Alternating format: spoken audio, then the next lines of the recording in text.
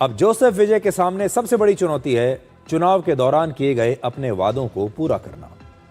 यह भी एक गंभीर समस्या है जो देश के हर राज्य को एक न एक दिन इसका सामना करना पड़ेगा।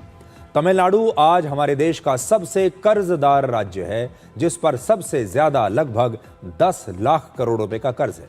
लेकिन बड़ा सवाल यह है कि जोसेफ विजय अपने चुनावी वादों को पूरा करने के लिए पैसा लाएंगे कहां से। कुछ आंकड़े देखिए।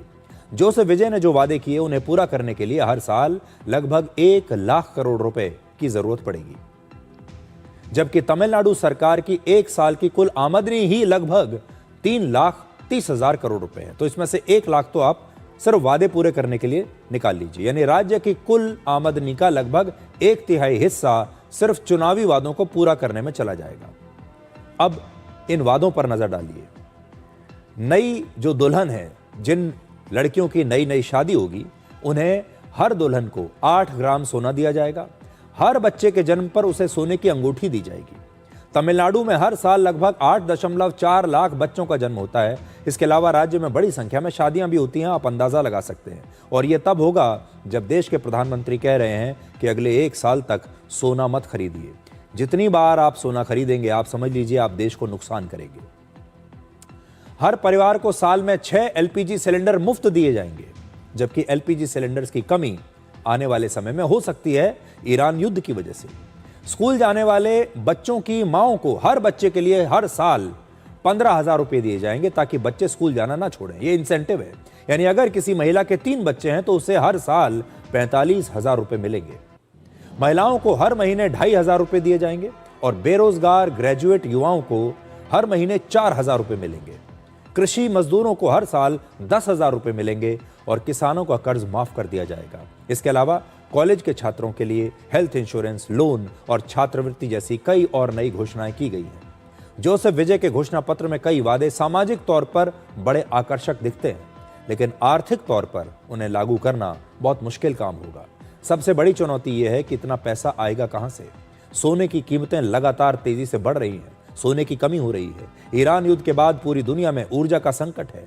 तेल और गैस सप्लाई को लेकर बहुत बड़ी चुनौती हमारे देश के सामने है। ऐसे में हर परिवार को हर साल 6 एलपीजी सिलेंडर आप कहां से लाकर देंगे।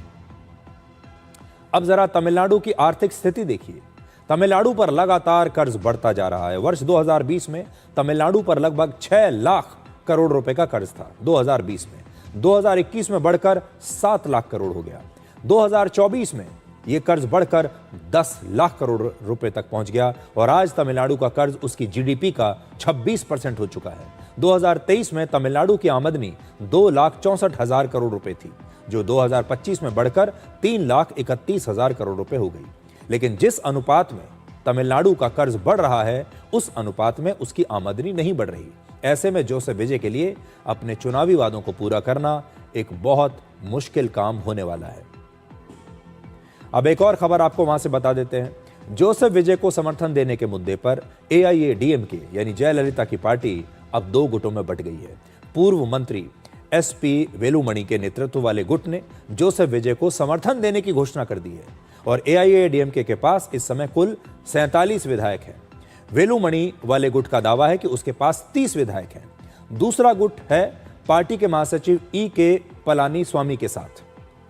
वो जोसेफ विजय को समर्थन नहीं देना चाहते। मुख्यमंत्री जोसेफ विजय को कल विधानसभा में अपना बहुमत साबित करना है और 234 सदस्यों वाली इस विधानसभा में बहुमत के लिए 118 विधायक चाहिए और जोसेफ विजय के पास 119 विधायकों का समर्थन अभी है, यानी बहुमत से एक ज्यादा। ये ब्रेकअप आपकी स्क्रीन पर है। तो तमिलनाडु में बहुत कुछ चल रहा है इस समय। अगर आप तमिलनाडु को देखेंगे तो ऐसा लगता है जैसे कोई फिल्मी कहानी तमिलनाडु की राजनीति में चल रही है। और जब जोसेफ विजय एक फिल्म स्टार के तौर पर बड़ी बड़ी फिल्मों में काम करते थे, रोल्स करते थे, गरीबों के मसीहा बनते थे, एक दिन में चुटकी बजाते ही गरीबों की सारी समस्याओं को सुलझा दिया करते थे। फिल्मों में अक्सर ये दिखाया जाता है कि हीरो मुख्यमंत्री बन जाता है, हीरो किसी बहुत बड़े पद पर आ जाता है और फिर हीरो जो होता है वो सब कुछ ठीक कर देता है। अब उनके असली जीवन में वो एक फिल्म स्टार से मुख्यमंत्री बन गए हैं। अब ये देखना है कि मुख्यमंत्री बनने के बाद आगे की जो स्क्रिप्ट है वो फिल्मी स्टाइल में चलेगी या फिर उन्हें हकीकत में कुछ और ही कहानी नजर आएगी।